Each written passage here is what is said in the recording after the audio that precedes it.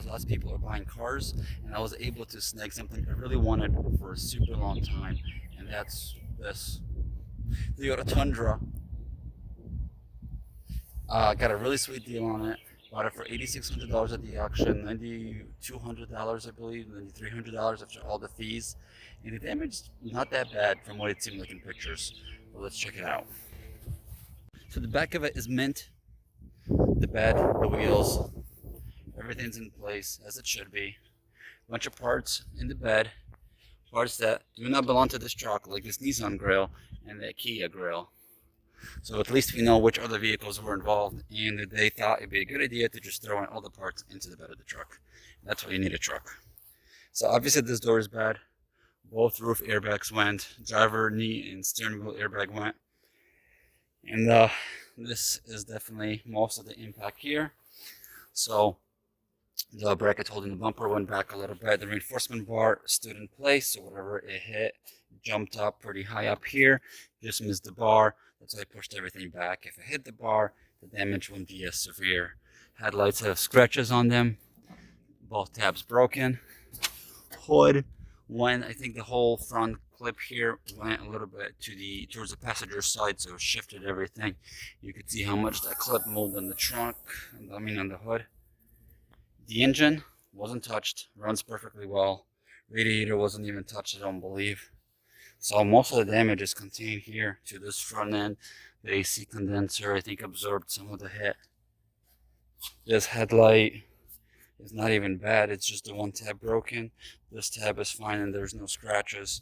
So we're actually going to try to salvage this headlight. I think that should be fine. And if we can buff these scratches out, I'll even salvage this one as well, because I can glue those clips back on. That's not that big of a deal. The biggest thing here is the bumper and the grill. We're not going to be able to fix or salvage that, so we're going to need to find new ones. Maybe just pull this metal bar here back into place.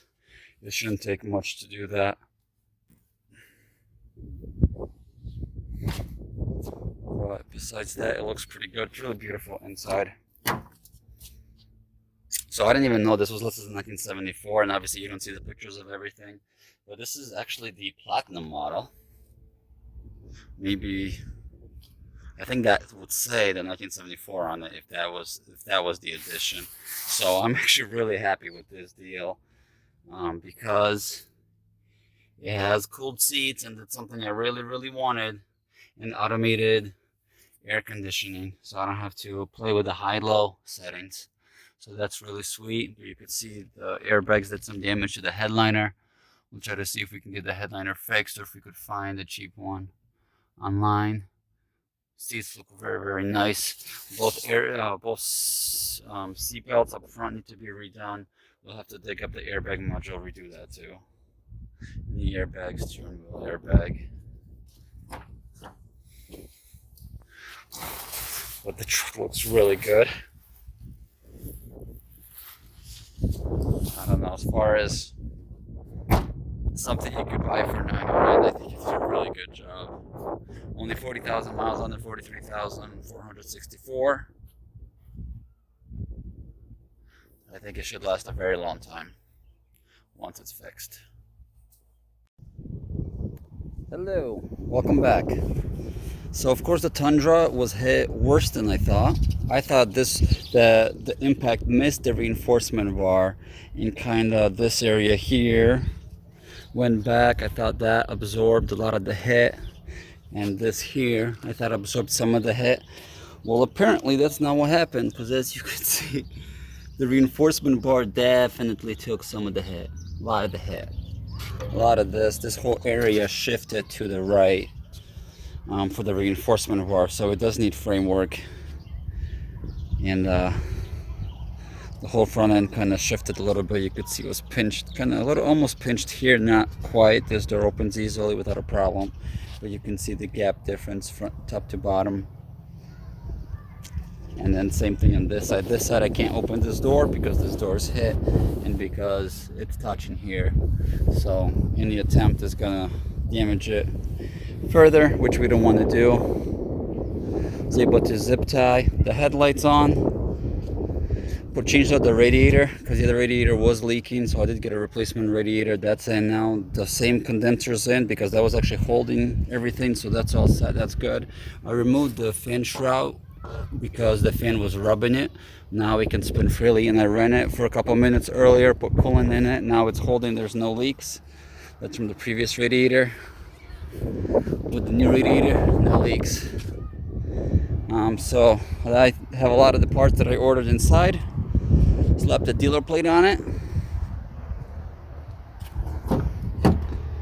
Here's the eBay parts. This is like $200 in parts versus Audi parts. And then all the old parts are here. I'm gonna go to a junkyard right now, pick up the passenger door. I found a white door not too far from here. Got a pretty good deal on it, 500 bucks. So I'm gonna go get that door for there, and I'm gonna stop by a frame guy who's gonna confirm his estimate. But first, gotta close the hood, gotta use the strap to make sure it doesn't open, and then we're gonna go on a little drive. So I really hope I make it there and back. And yeah, I really hope I don't get stranded because I do not want to pay for towing right now.